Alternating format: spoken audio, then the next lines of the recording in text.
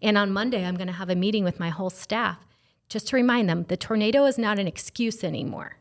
And we have to rally ourselves, and we have to rally what we've done, and we have to go to work, and we have to do the work for our customers and what we do. What we are Spend A Day. We are Spend A Day Marina. Let's do this.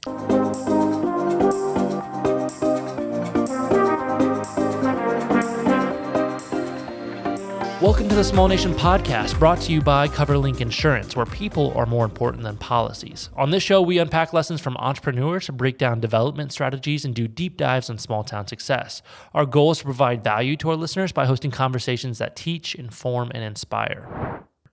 Hey everyone, my name is Ethan DeLeon, and I'm here in the studio with the founder and CEO of Small Nation, Jason Duff. Today, we are excited to be talking to entrepreneur and general manager at Spend A Day Marina, Monica Hurst. Welcome, Monica. Thank you. Monica, so excited. We were laughing coming in today to this episode because Monica and I share a lot of a similar background. Growing up, we are lake rats. We are, Through and through. We are proud Indian Lake Lakers. Monica going through school was someone that I looked up to, not only because she was just a really good human. Like, she was involved in sports. She was involved in music. In fact, maybe we break down and do a little musical number later on. Oh boy. we shared some musicals together, but probably the thing that I really cherished about her the most is she grew up in a family business. You know, there weren't a lot of other people that had that kind of shared identity of like growing up with your parents and grandparents and working with them. And I just, Indian Lake, a big part of the reason why Indian Lake is what it is today is because of Monica's family. And what's pretty darn awesome and exciting today is to see how she is leading things up in that family business and taking it to a whole different level. So I'm just excited to have you on the show today. Thank you.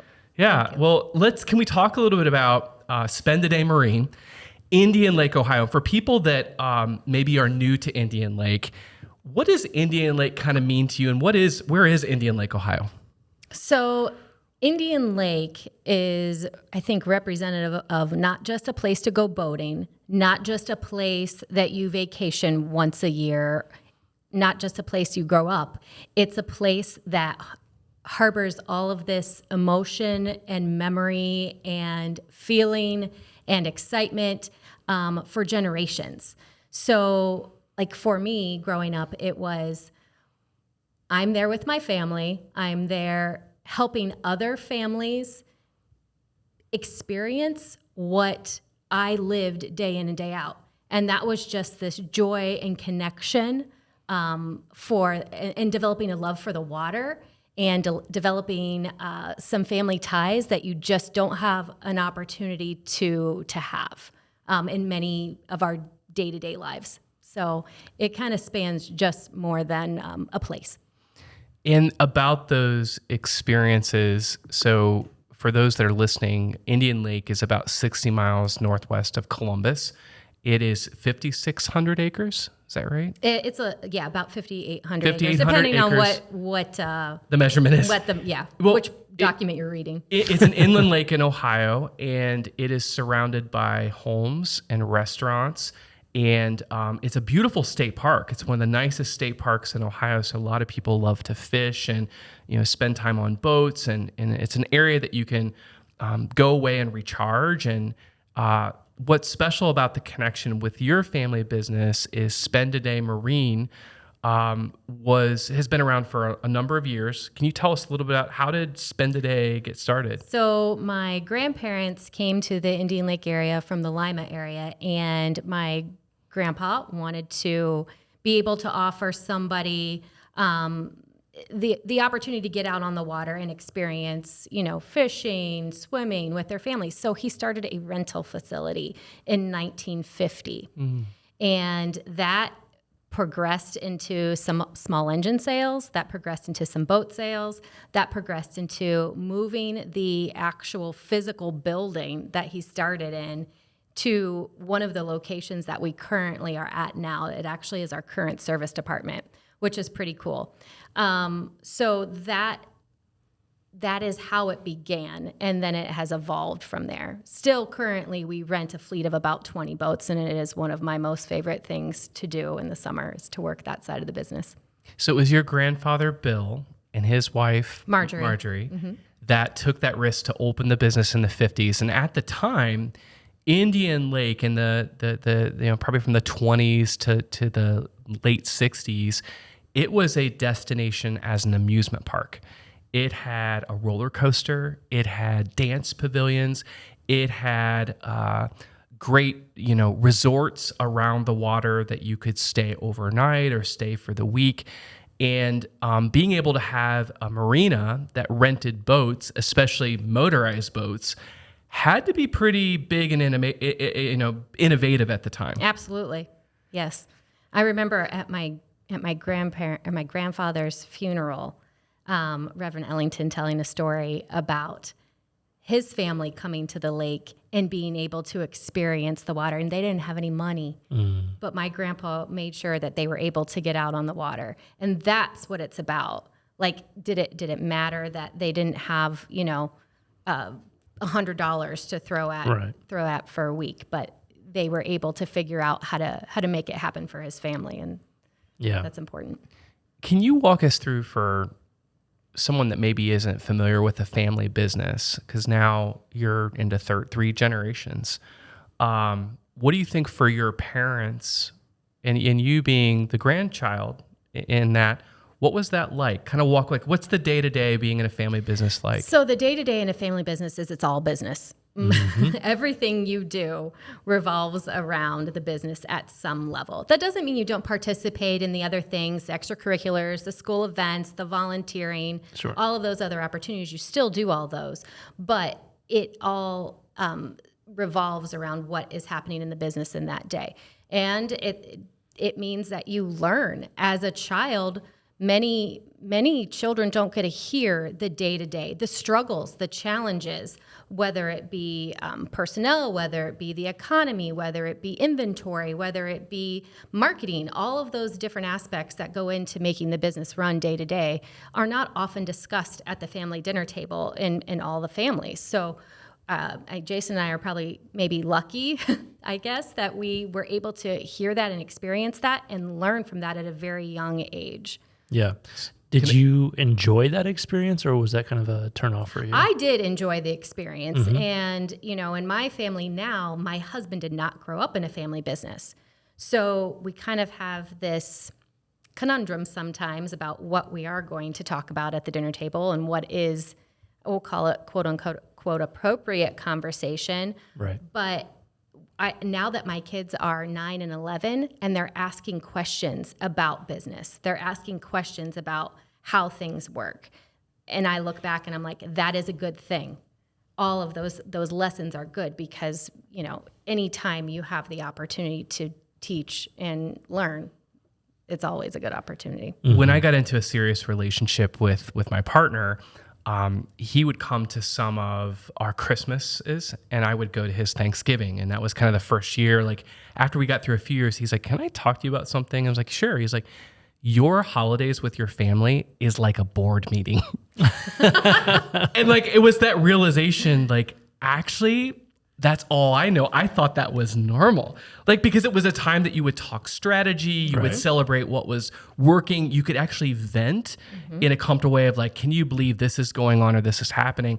And it is something that you kind of have to check yourself because you, especially as you find people that had a different family experience, it's talking about that.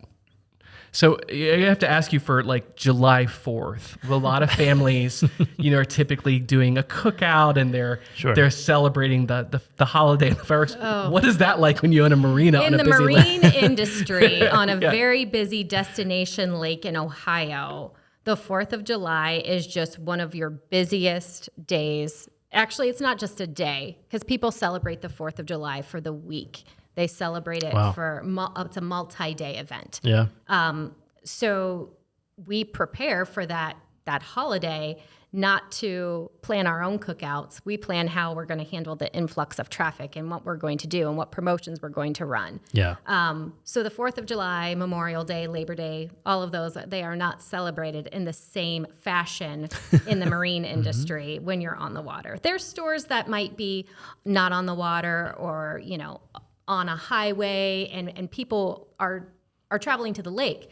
Well, we are the lake. Yeah. So we got to be there when our people are there. And that's what is also hard when you jump into a relationship with someone who hasn't experienced that. You have to be there when your customers are there. You have to be there to serve the public because that is what your business is. Yeah. Wow. Well, I know we've heard some of Jason's experience in the podcast, so I appreciate you sharing yours, and sounds like It makes me feel so normal. Yeah. We are normal. Yes, we are. Only to Keep each other, telling us right? that. Yeah. So you're now obviously working in the family business. Can you tell me what was your journey back into the family business like? Sure. And tell us about your dad and mom too, because I wouldn't want to miss them as well. Yeah. So my mom started working in the family business when I was very young, on the accounting side. So she joined, and she had that same drive, same work ethic, because she also came from a family business. So it wasn't a paradigm shift for her. Yeah. There was no questioning of the level of commitment that it takes to make it go. She knew it. She grew up in it. Yeah. So jumping into this one was normal. Yeah. And I was fortunate to have that experience with them. So they ran the business. My grandpa moved to Florida, opened a new marina down there, and my dad and my mom took over the one up here. And the one we eventually had one in Kentucky as well. During that time, they, of course, grew the business in different aspects, and I started working there in the rental department. So my boss was my parents, which was a challenge in and of itself at various points. Yeah. And then when I went to college and I graduated from college, I said, I am never, ever coming back to Indian Lake to work in the family business. And I moved to New York City, and I did a few other career moves there. And then it came to the point where my dad and my mom and my grandparents were like, all right, what's the next move? What's our transition plan?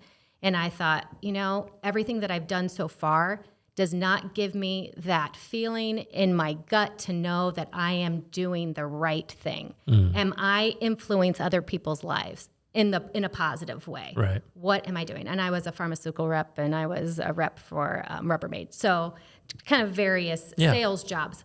But they didn't give you that feeling of like, wow, you made an incredible impact in someone's life. And that's what I grew up hearing about. That's what I grew up wanting to make sure that my career would fulfill. Right. So I moved back. Yeah. And that's when I started on the sales floor at Spend A Day.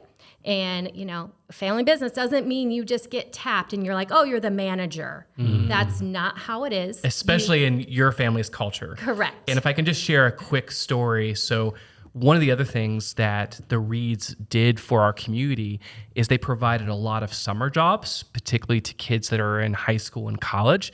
So they're at their marina. Not only do they have the sales lot where they're selling new and used boats, but they also have an area where they're repairing boats, to get them ready for the season or if they get damaged.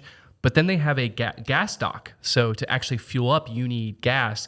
And it was a big deal to try to apply to get the really great summer job at the gas dock, because it sounded like, oh, you could be outside, you can get a tan, you're going to be...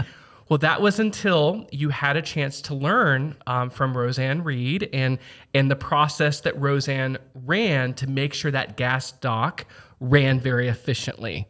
Can you speak to some of those Roseanne-isms? Oh, the Roseanne-isms. I can. Man, she doesn't listen to podcasts, so I guess it's okay. Okay, that's good. So she is very type A, and she likes things done only one way, and that is the Roseanne way. And that means double checking and triple checking and balancing to the penny on every single thing, every transaction that would happen. Wow. That also means that the daily schedule would be followed without question. That means that a recap of the day would happen without question.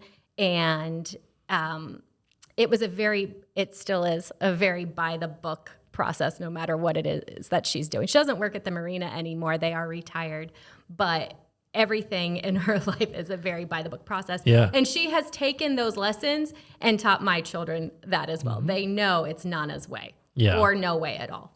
And can I tell you that the leaders that are now out in the world today, and some of them have been on the podcast, is that discipline and that work ethic prepared them for their future life. Absolutely. We hear about it. Actually, we still have people who have worked under my dad, my mom, even me in the rental department, and they come back to the marina just to say hi 20, 30 years later and let us know, wow, this job taught me so much. Like, this is not just a normal run-of-the-mill making a hamburger kind of job. Right. This is how do you learn about business? How do you learn about customer interactions? How do you learn about interdepartmental interactions? Like, it's fully faceted.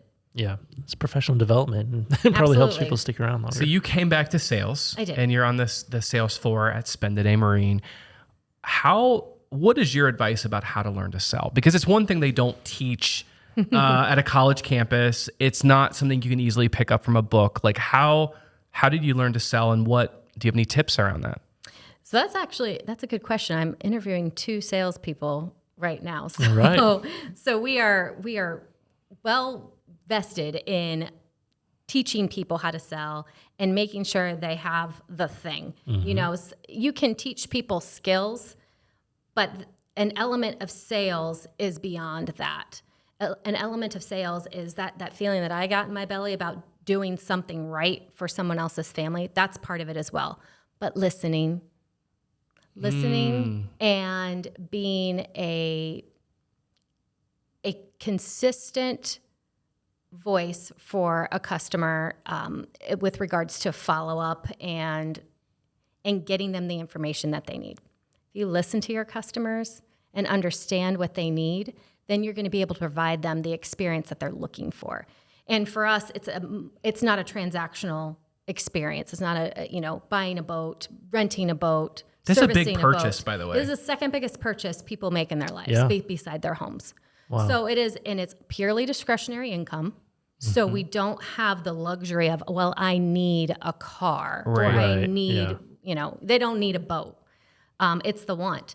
And there's a lot of emotion involved in that. And if you don't appeal to that side of someone, then you aren't going to be successful. Yeah. Wow. And I think it's how do we teach the next generation? Because I will share just having a lot of younger people, and maybe this is also with older people too, but like we're so used to our phones and our devices. Yeah. It's like someone walks in to the marina, ding, you hear the door, how do we teach people to get up and go have a conversation? Do you have any advice about that? So we recently installed a dinger again. For starters. My No one can say the excuse, I never heard them walk in. Right. My office is still right in front of the door, so I'm usually, and I hear everything. Like, my ears are constantly going. Yeah. And it is amazing. Even tenured people sometimes, because they've become so used to their devices and dependent on their devices, they don't hear it. Like, it's not a fact of ignoring it. They just are tuned out to personal interaction and awareness of what's around you. So the dinger helps for sure. Okay. But teaching that, I think, is just having that consistent messaging and preaching that it is the relationship that you are building that is going to lead to not only their long-term success as a salesperson, but the business's long-term success as well. I mean, we've been there since 1950. We've been there a hot minute. Right. And it isn't just because my sales guys and gals are getting the sales that walk in the door. It's because the people that walk in the door feel like they're part of the Spend A Day family. And then they talk to us, or they talk to their friends, and they talk to their family about it. And then they come in because they had such a good experience. Do you run into people that are like, I don't know how to drive a boat? Like, that I want to buy a boat. Like, I've got this great vision, but it's like every day. So for someone listening, like, how do you get over that? That's a big barrier. Like, I have the vision of what I could see my family out in the lake and enjoying time, but I have no idea or no confidence to drive a boat. And that's part of the communication that we need to continue to do and continue to improve on as a dealership and a marina, is make people feel comfortable and let them know that we're here to be their partner to feel comfortable. So, for example, during COVID, we had the biggest influx of new boaters into our industry than we have ever seen before. Wow. A huge I bet sales number. were off the charts. Sales were very good. We couldn't get enough products, so we don't even really know what that could have been. Yeah. But it brought a lot of new people to our industries. I mean, an amount that we couldn't even ever pay for with advertising. So it's awesome, but how do we keep those people in our industry? How do we keep them engaged, especially when all of the other noise from life has started back up again? So we need to just make sure that we are communicating, hosting events, hosting lessons. I used to do a women in boating class, and we got so busy that we couldn't do that anymore. But I have a young girl, Brittany Daniels. She's going to be doing the women in boating class again. And it's that kind of engagement and that kind of communication with your customer base that is going to keep them feeling comfortable that they can do this. Well, and one thing from the outside that Monica and her team at Spend A Day do well is with the events. So one of the big events that takes place at Indian Lake every year is called the Indian Lake Boat Show. And it's like been around for a long time. 60 plus years. 60 plus years. And it's known, it's always the same weekend. Is it the first weekend in March? First full weekend in March. Remember that. Friday, Saturday, Sunday. And you go, and every year they have a different theme, but they set up tent after tent. There are food vendors. It's like a gigantic party. It is. It is considered opening weekend of the lake. So it is an event that everybody plays off of now, which is awesome because it is the Indian Lake Boat Show. People come to the marina. They look at all the boats. It's a great sales weekend. It has a lot of excitement around that. And when there's excitement, that gets people spending money. Yeah. And that's, again, from the economic development standpoint, when your community has an attraction, or maybe there's a destination business like a marina, it's how can you cluster up and build upon that? And you have other marinas in the area that you collaborate with. It's like, absolutely, we all win together when we make the event bigger than just ourselves. Exactly. And that's, I think, what has been so important for the success of the Indian Lake Boat Show. I'm sure we'll talk about this, but with the part of the one more organization that we're in now, they reference the Indian Lake Boat Show to this 100-plus dealer group and are trying to replicate the success that show has had, not only from an attendance standpoint, but from a sales standpoint. Wow. And it takes time, it takes effort, it takes consistency. And so it is really a kind of a remarkable event. Like Jason said, it's something special. Yeah, and you just kind of hinted at it, so I want to kind of take us there. But you're still working in the business, obviously, but talk to us about the decision to sell the family business and what drove you to make that decision. So in 2018, my parents were still working in the business at that point, my mom and my dad and me. So the three of us, we just sat down and had a heart-to-heart. What are the next steps? They wanted to retire. Mm-hmm. Did I want to buy it? In 2018, we were on a continuous upswing, like double-digit growth year after year. Wow. So taking that on by myself with a young family was a little daunting, frankly. And the environment has changed so much that it didn't make sense for me to take it on all myself. Sure. So we were able to find One Water Marine Group, and they were in the process of acquiring businesses like ours. Long-time family-owned, well-run businesses that had things put together, not someplace they would have to go in and redo everything. Yeah. So in 2018, we were acquired by One Water Marine Group. When that happened, it allowed my parents the opportunity to transition out, and I transitioned into the general manager position. But during that time, it doesn't just happen overnight, that type of acquisition. That was about a year and a half in the making prior. So there's, reporting and showing what you've done over the years. And that includes a lot of marketing. There was a lot of marketing initiatives that, through my tenure as a salesperson, then sales manager and marketing manager, we'll call it, a lot of new things that had happened over the past 10 years, which had led to a lot of growth that we were able to see up until the 2018 timeframe when we were acquired. Yeah, and then we've interviewed several guests on the podcast where it was maybe an exit of the business, and we like to celebrate those with entrepreneurs as well. But you decided to stay with the business, so talk to me about that decision and kind of your role now. So as the general manager, it was a kind of a natural progression for me. I had been training under my parents for, the 3 years prior to that, really to understand all of the ins and outs of my two least favorite aspects of the business, HR and accounting. Congratulations. I would agree with you on those two. Yeah. So when we were acquired, that's kind of what the deal was. Yeah. OneWater was going to take over the HR and the accountant. I was like, great, leave the marketing to me, leave the sales to me, service, I got the rest of this. I don't want to do all that other stuff. So it made sense for us at that point in time. Got it. I love it. And then you were telling me on our conversation before the podcast that you put a lot of effort into maintaining that family-owned feel and making sure the culture doesn't change too much, even though it's under new ownership. What kind of efforts are you deploying? So initially it was, there was a little turbulence, long-time family business sold. That is always has some questions around it. And so it took some time to let our staff know, hey, we're still Spend A Day. You still got me. We have an incredible management team that has been there 30 years. Wow. And we're all still there. So we have this core group of people that didn't leave. So how could the feeling change if the core group of people have not left?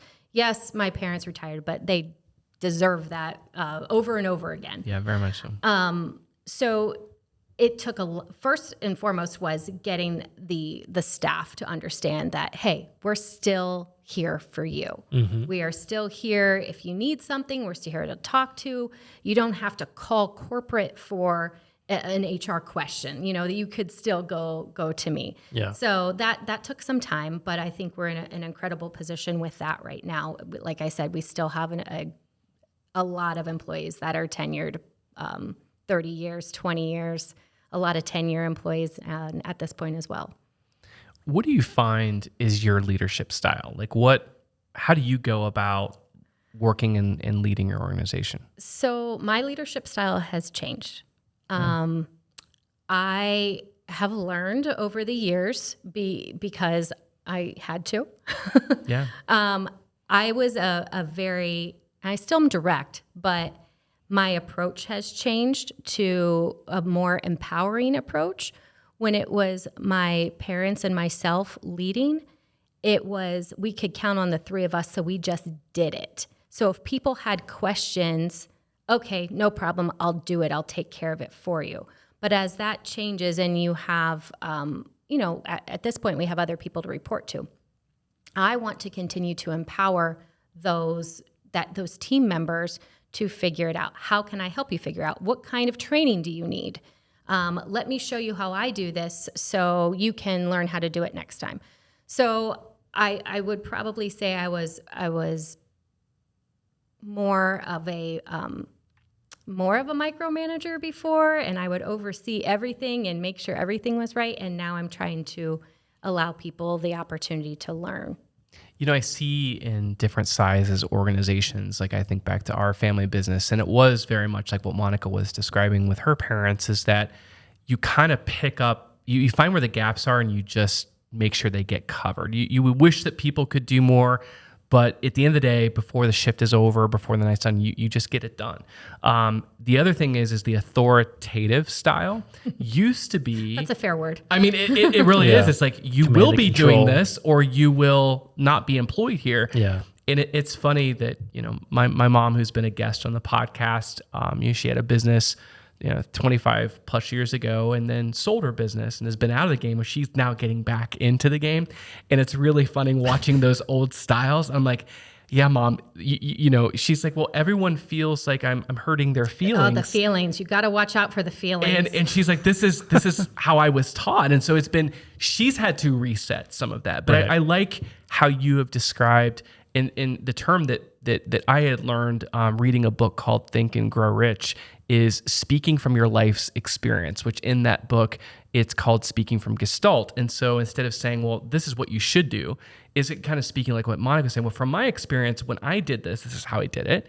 And you may have a different approach, but if this is helpful to you, take it and use it. But at the end of the day, you have to learn how to do this. And I'm here to support you with that journey. So I hopefully we don't trigger too many people by hearing our style. We were kind of talking about this earlier. Right, yeah. There is a paradigm shift in the workforce. There is. And as a leader, if you don't pivot and learn yourself, and we're not always going to get it right either. Like there's going to be times when we do hurt people's feelings and we don't even realize it because we are focused and moving forward. And not everybody works like that. And we just have to continue to recognize what is important to people. And, you know, we do have to be more cognizant of feelings than we have ever before. Right. Question for, I guess, the both of you is how do you keep that in front of you, you know, when you are tempted to take the reins again or to jump in there, micromanage, things like that? What do you do to remind yourself to, you know, trust your people? I try to think of the younger version of myself. It just happens to be that when I started working in the family business and taking on some probably more adult-oriented responsibilities, I was probably 12 or 13.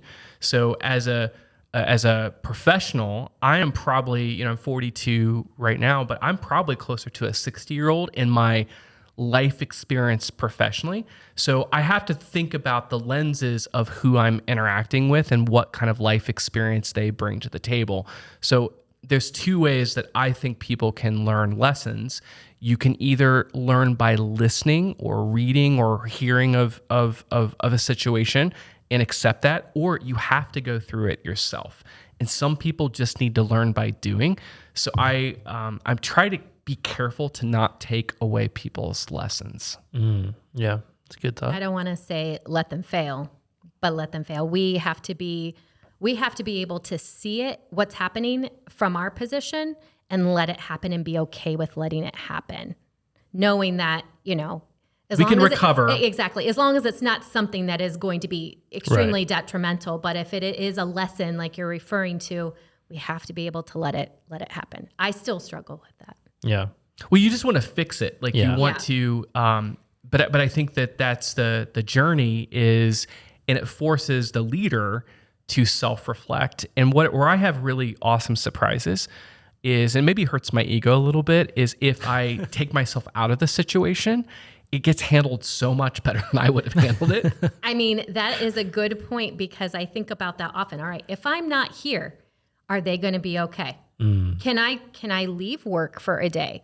For example, today I've been out of the office most of the day. I've maybe been in the office a couple hours just because of various meetings. You know what? The place is still functioning. Yeah. People are still, you know, doing what they're supposed to do. But on the flip side, that should make you feel really good that whatever it is that you're doing, whatever lessons you have been implementing are at work, right? They're in front actually of your taking face. root. Right. Yeah. No. Well, thanks for sharing that. I just, you know, I have an opportunity here to kind of pick your brains a little bit. So wanted to ask that question. But we were talking a little bit just how magical, you know, summers are at Indian Lake. And we've been talking a lot recently about tourism and drawing people to this part of the state. But before we kind of talk about some of the obstacles you've had to overcome the past few years, can you tell us, like, what does your busy season look like? Like, what does the business year, calendar year look like for you? There is no busy season. It's just what are we doing in a particular season. So Got it. Because we are as large as we are at this point, there is no downtime. There is no off season. It is just a different busy season. So the way I tend to explain it, it's we've got boat show season, which starts in January. And then we've got kind of your main selling season, which kicks off in March with the boat show and goes through July.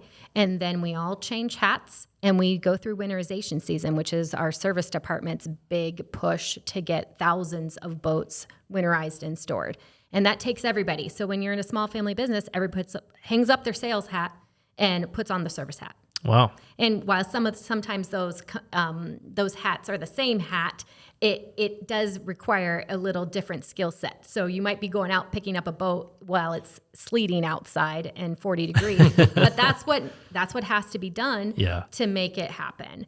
And then we turn back around right after Christmas and we start boat show season again. Wow. So there's really no downtime. It's just a matter of which part of the business is peaking. Right. Got it. All right. At this time, we're going to take a quick break to hear a word from our sponsors. If you are looking for a dynamic workspace in the heart of Bell Fountain, look no further. Build Co-work & Space is your destination for creativity and collaboration. With state-of-the-art facilities and a thriving community, this is where innovation happens. Join them today for as low as $99 a month and build your success at Build Co-work & Space. Big city dining in a small town. Now that's the Syndicate. Join them for fresh steaks, pasta, or seafood for dinner, or stop in for Sunday brunch to experience one of their signature dishes such as chicken and waffles, and maybe even pair it with a mimosa flight. Located at 213 South Main Street in downtown Bell Fountain. Well, as we interview entrepreneurs on the show, I think we all had an interesting experience that was COVID. We've talked a lot about that, and you talked about how sales actually went up for you guys with that. But what changed for you that year? I guess 2020? Everything changed that year. You went from, as many of us, we went from thinking we're going to be out of business to, oh my gosh, how are we going to handle all of this business? So it was very challenging. It was awesome because sales were great, but it had its own set of challenges. And I think that's when we started to see the paradigm shift of the workforce and everybody's focus and their priorities shifted. Mm-hmm. Their priorities shifted, and because, imminent doom was blasted in everybody's faces over and over and over again. And, when that happens, they're going to self-reflect and they're going to say, all right, what's important in my life right now? My family, my personal time, all of those things. Well, that doesn't bode well for an industry going through exponential growth that's open 7 days a week. Yeah.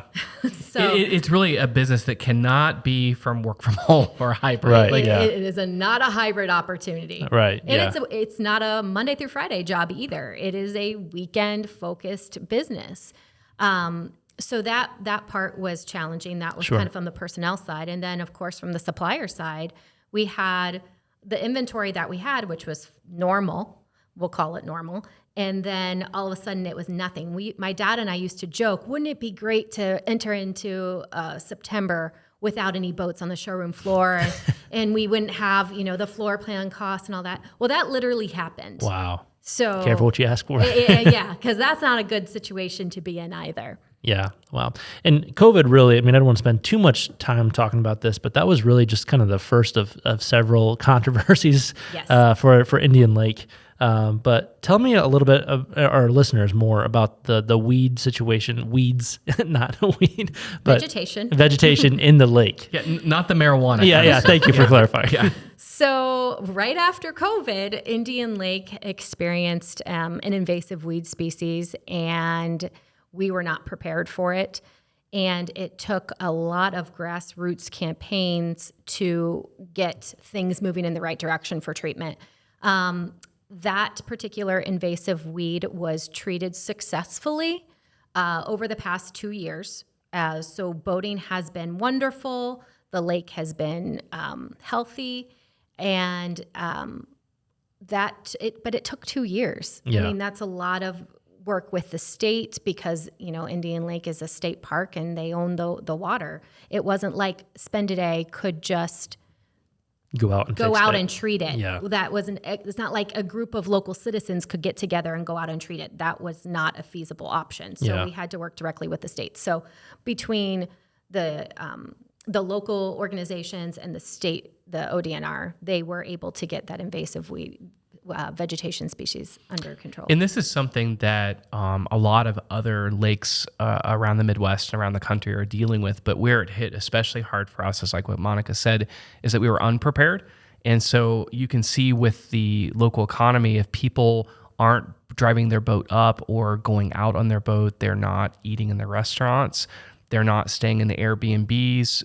And so when the tourism economy really took a dive, that's when like we, and Monica and Spend A Day and their organization took a really big, important leadership role to say, we got to do something about this. It's not just a short-term fix, but is a long-term fix. And I believe heading forward, this is something we'll always be working on. This is something we're going to always be working on. And like you said, this is not unique to Indian Lake. We were just talking with Sarah Wickham from Ohio Tourism today, and we were educating her about the fact as well that this is a Midwest issue that is happening across all of our local small inland lakes. This is not unique to the state of Ohio or Indian Lake. But as a state, we do need to make sure we are taking proactive steps, not waiting, because this is not going away. There's native vegetation that is still in the lake as well, and we have to be able to handle that promptly so we can continue to utilize Indian Lake for the tourism gem that it is. Wow. Yeah. And then recently we just had Rob Underwood also. I'm just bringing out all the worst events here, but we were talking a lot about the recent tornado that obviously just hit. A wind event. Yeah, that's what the insurance companies would like to say as a wind event. But no, on March 14th, it's still all pretty fresh for us. But an EF3 tornado started in Lakeview and went right through the islands where Monica and Spend A Day is located, and then ventured on more parts of Indian Lake. But at the point it was almost a half a mile wide, it has caused immense damage to the community. And I'd love to hear from your perspective when that happened. Where were you? Like, what were your next few days like right after that happened? So I was at my house in Marysville, and the tornado alarm went off, and I thought, nah, we never get this, whatever. Mm-hmm. I'm going to ignore it. And then about 2 minutes later, my staff started calling me, because I have staff that lives very close to the marina as well. And they're like, we're having a tornado. The marina's gone. And I'm like, oh, what? Right. No, what? They're exaggerating. You're exaggerating. Yeah. Like, come on now. And for the next 2 hours, I was on the phone with someone from the marina or someone from our One Wonder organization, letting them know what was going on, because it sounded like things weren't going to be normal for a while. So that next morning, I drove to the lake, and I got stopped on 33, and I was like frantic. I'm like, I know you don't understand. I have to get to Spend A Day Marina now. And he let me through, and I drove in, and it was unlike anything you ever see on TV. The pictures don't do it justice. It was unreal. It's like a third world war it was, zone. Yes, it's something that, God forbid, other counties and cities had to have experienced that since March 14th. It's been a crazy tornado season, but you can't even be prepared. Like, they told me it was bad, but it was very, very bad. And at that point, you're again like, man, we just had COVID. We defeated that. We got the invasive weed species under control. Maybe this year is going to be the normal year. Mm-hmm. And we had just had the boat show.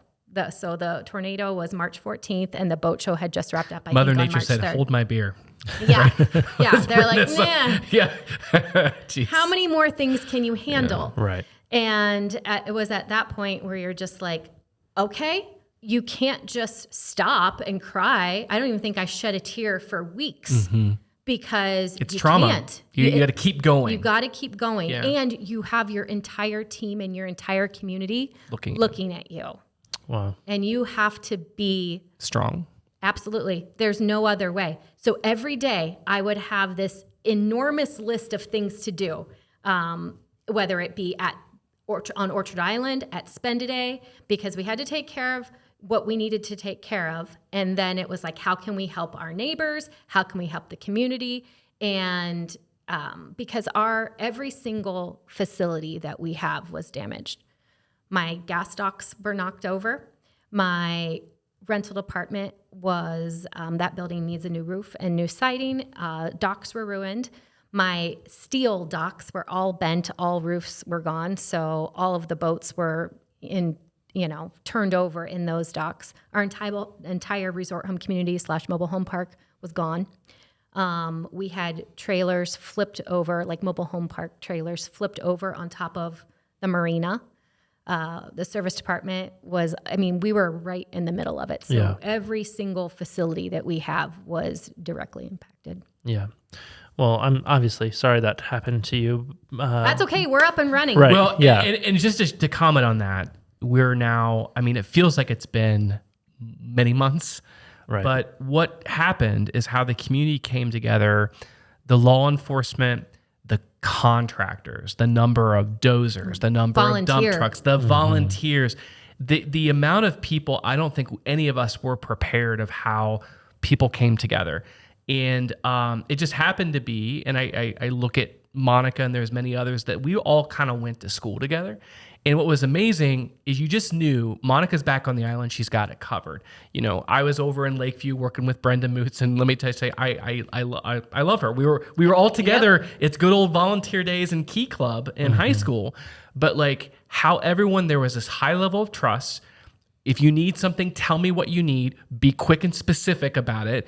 Cut the drama for most of us. It was figuring it out. Now we're a few months back, and there is this really powerful visual of a drone footage shot right after the tornado of Spend A Day's campus and all of what Monica mentioned. And within probably a week and a half, how it was all cleaned up. And that big list that she and her team were driving, there is no doubt in my mind that was a big piece of how that turned that around. Absolutely. It was, and I will give my team all kinds of kudos. They were amazing. They worked their tails off, and they didn't just work their tails off on our facility, on our campus. They spread their wings and their hearts, and they helped the entire community. But it was like the type of communication that Jason was just describing, like, we're all like-minded people who were in these positions, and we could say, Jason, I need a generator here. Mm-hmm. And it showed up. Yes, and it was there, and it was really remarkable. But so if I can pivot on that for just a moment, kind of on the tourism side, we're 2 months in. There's still lots of things that need to happen. We just got new gas pumps installed, so we're ready to rock and roll there. Mm-hmm. But I don't have windows.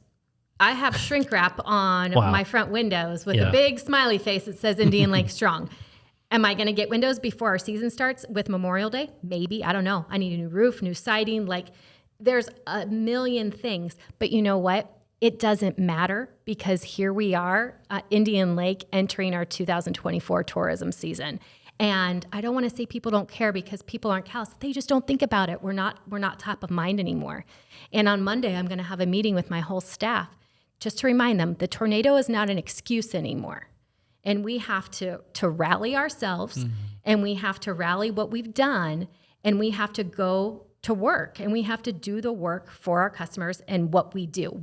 We are Spend A Day. We are Spend A Day Marina. Let's do this. Yeah. And I'm going to have to remind everybody about that again. And I've mentioned it before, but we're there. And I know this because we have people coming in all the time over the past few weekends.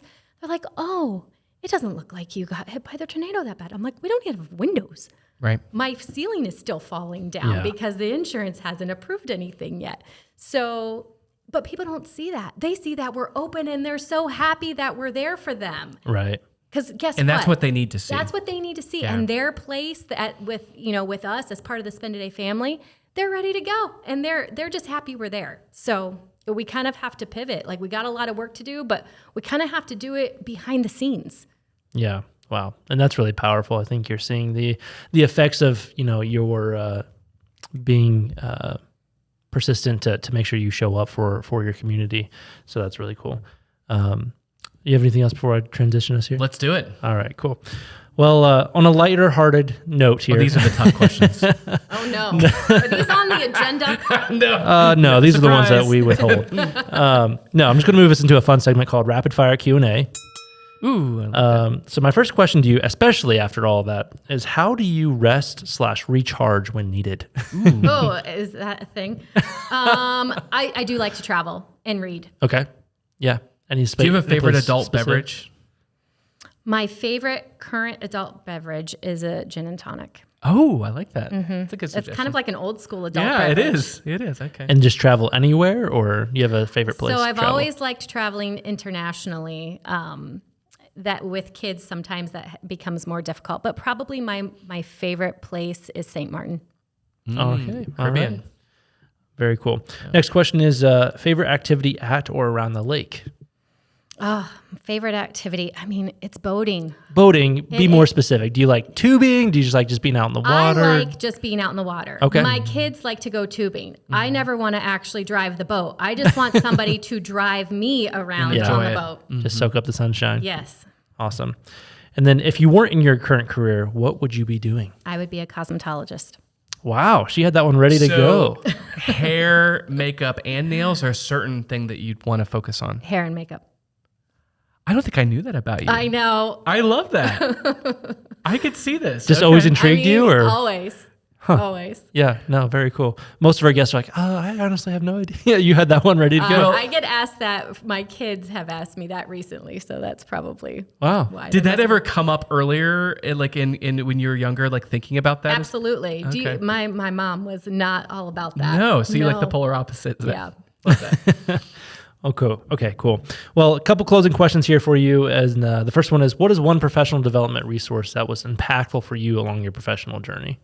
The Marine Trades Association has a week-long training session with various speakers in various aspects of business. That's been going on for a long time. I actually don't even know how long.